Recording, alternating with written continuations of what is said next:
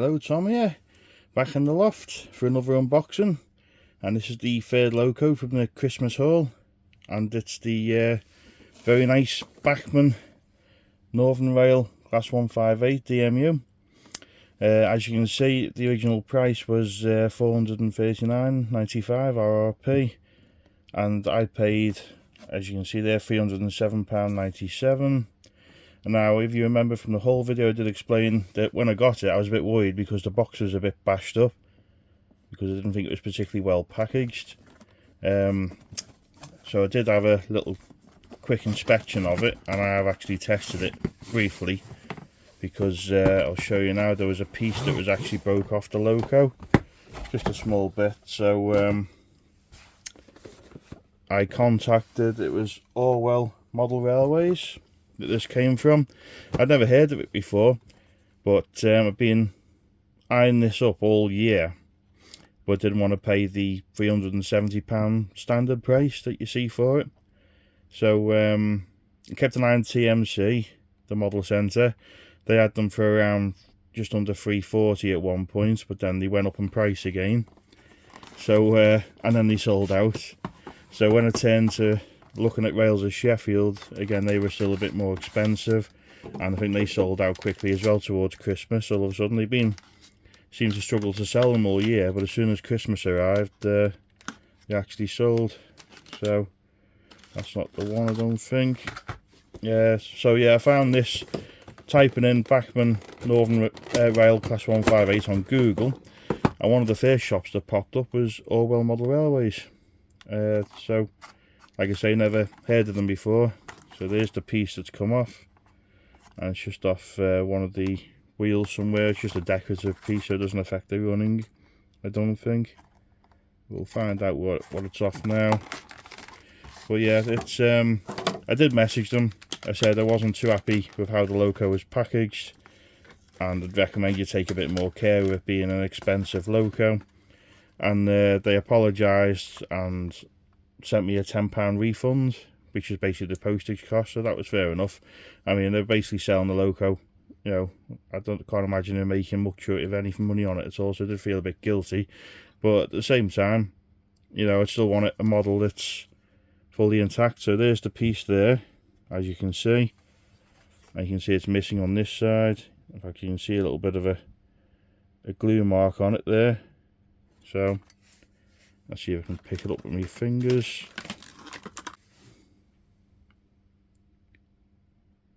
Okay, managed to drop it on the floor. You probably just don't manage to see. It's got two lugs there. The other two lugs have snapped off. So I'm going to have to just try and glue it with the two remaining lugs that are on it. So, a bit of a pain, but just one of them things, unfortunately. So I'm going to leave it off for now anyway. And so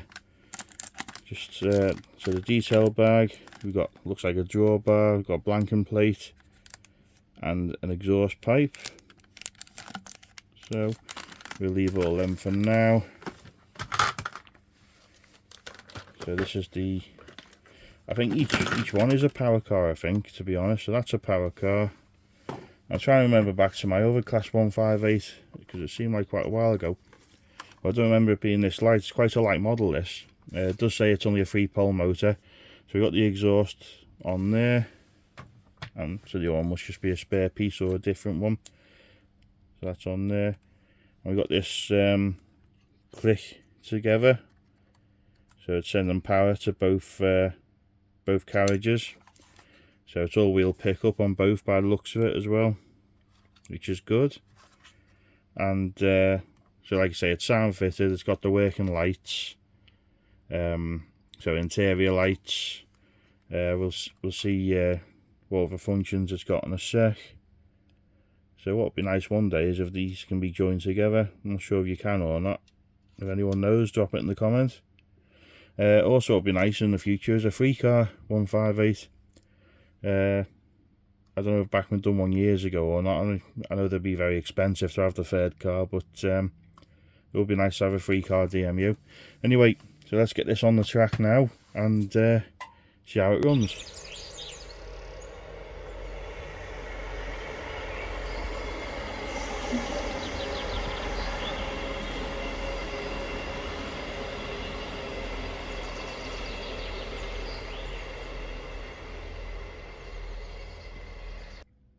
Right, we got the 158 on the track. Now, it's not complicated, but it's a bit fiddly when you've got a camera in front of you. So basically you've just pushed them together like that, and you get this little wedge tool in the accessory bag, and you're supposed to just move this over, supposed to push that into the gap here. Like I say, it's easier when you haven't got a camera in front of you, and supposed to be able to push this joint together. I can't remember if I've done this last time or not, but I don't remember it being this awkward, but it is. So I might just have to go to the old-fashioned method. And just carefully, so that hook's got to go into there. So it's not quite there yet. Sorry if I'm looking a bit impatient. It's just me and fiddly things just don't get on it at all. Right. Sometimes you get things right first time, and then you just can't seem to do it right again after that, and it's really frustrating for me sometimes. Right, I'm just gonna. I'm actually just gonna cheat and use my fingers. There we go. So yeah, don't just put it on the track like I just did. That's just impatience. Right, so a little bit of a fiddly connection, but hopefully if this loco works out fine, it shouldn't have to come off the track. So it'll be a permanent residence on the line, and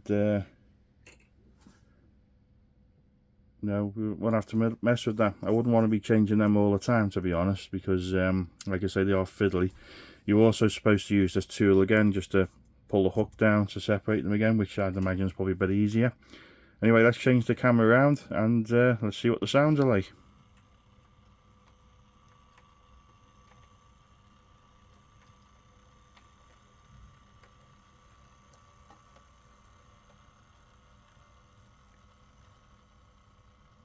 Okay, that's just crawling in now to speed step 3 on the Gauge Master Prodigy. So just bring it to a gradual stop, and we'll have a look at the sounds and the lights. Okay.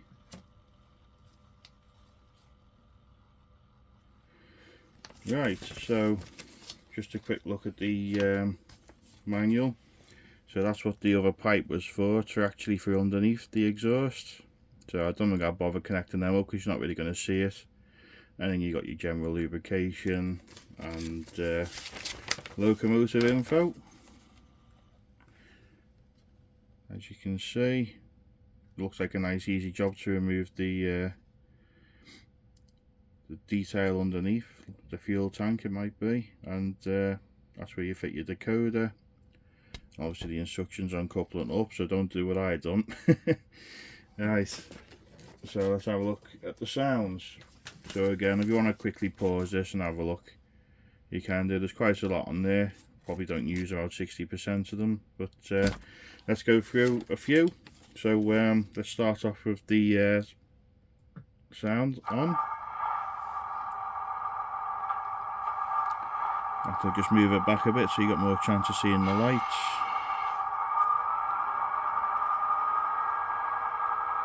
So that's speed step 1.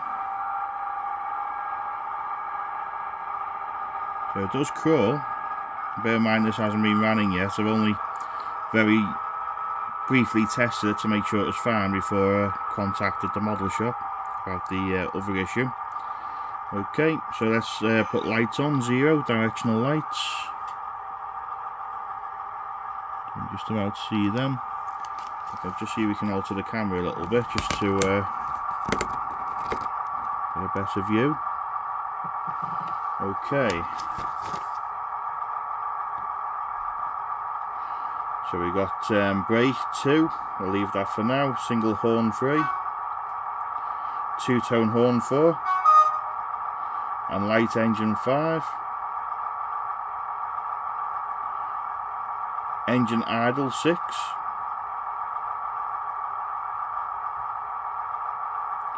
And we got the flang squeal, which is number 7, but we'll see that in a minute. So we got doors opening, doors closing, number 8.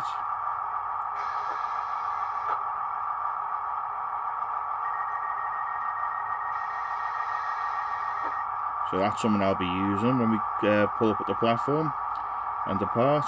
So we got, let's have a look now, we got passenger compartment lights, number 9. So yeah, you can just about make them out. They're not the brightest, but probably realistic. Some of them are far too bright. Okay, so we got 10 guards whistle. And we've got driver's twin buzzer, guards response 12.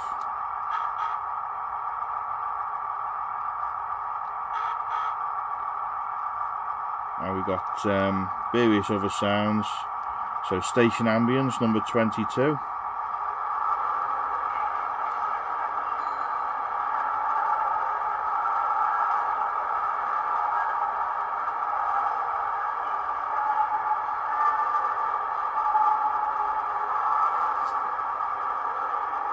I'm not sure if I'd ever use that.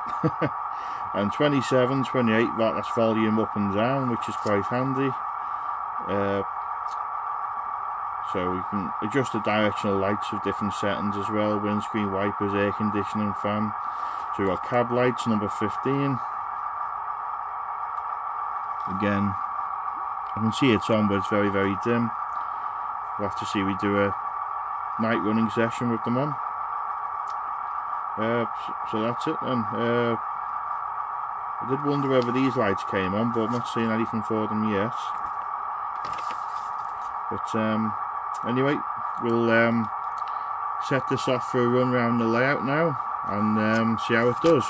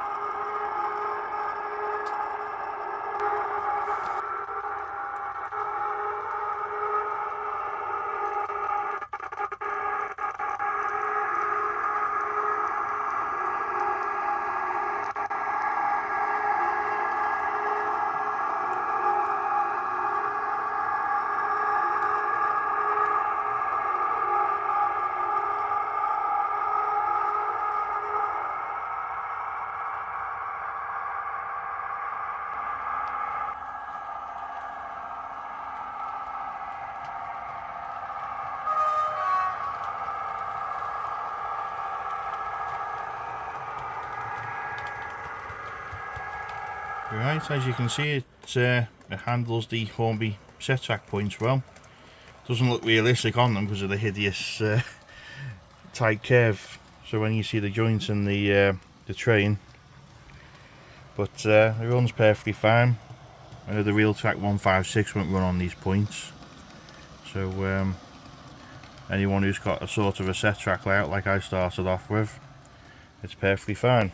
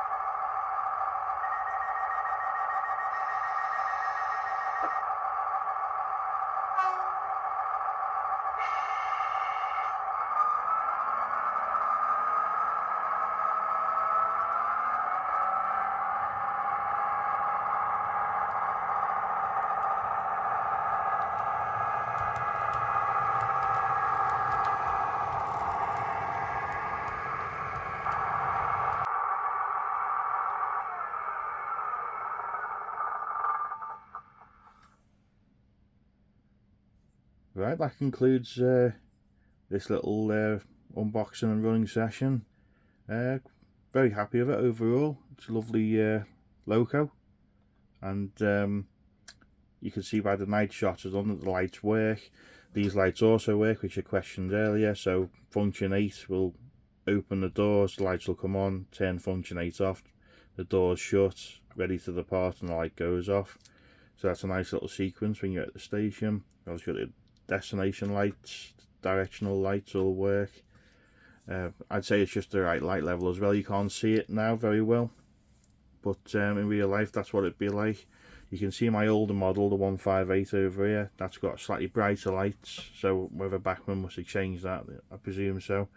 I do think that the lights themselves are very slightly dimmer on the newer model, so I presume it was somebody done on purpose. Detail wise, very nice. Livery application's really good, and it's the second one in this livery now. I've got the Wheel Track 156 in the same livery, and I've got the 2 Paces in the older Northern livery, so it's looking good now for the Lakes coastline, which I'm sort of basing this layout on. I'm not sure yet whether to keep the East Midlands one or not. I'll have to see. I might decide to sell that on in the future to make room, but I might just keep running them together for now.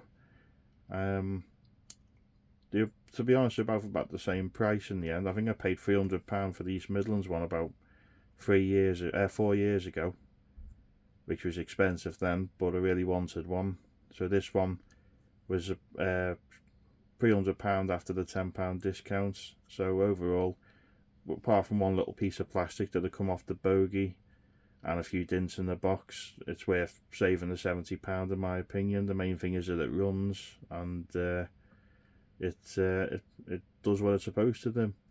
Like I say, apart from a few stalls on this point over here, where I've got it on now and it's fine, the lights haven't gone out, but that point in there, it did stall a couple of times on slow speed coming in and out, and it actually got stuck in the tunnel in the worst possible place.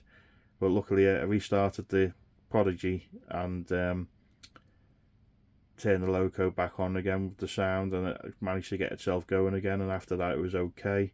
I did put it down to possibly being the cold up in the loft. I did wait for it to reach 14 degrees before I turned anything on, but whether that's still a bit too cool, I don't know, but everything else seemed fine anyway.